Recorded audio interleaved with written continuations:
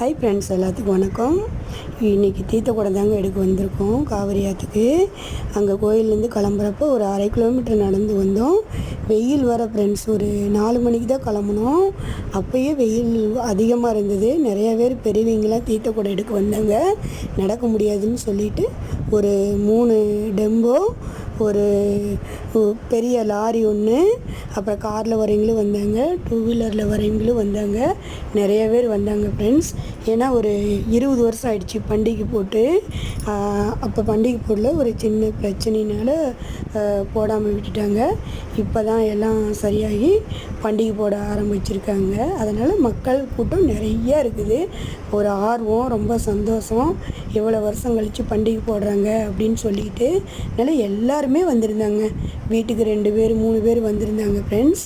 ரொம்ப ஹாப்பி. நாங்களாம் சின்ன பிள்ளையா இருக்கிறப்பவே ஒரு எங்களுக்கெல்லாம் அப்போ ஒரு சின்ன பிள்ளையா இருக்கிறப்ப தான் பண்டிகை போட்டாங்க.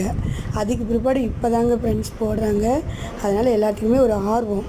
இப்போ போடுறாங்க, நம்ம ஊரில் ரைட்டு போடுறாங்க அப்படின்னு சந்தோஷத்தில் எல்லாருமே வீட்டுக்கு 2 பேர் 3 பேர் வந்தாங்க தீர்த்த குடம் எடுக்க.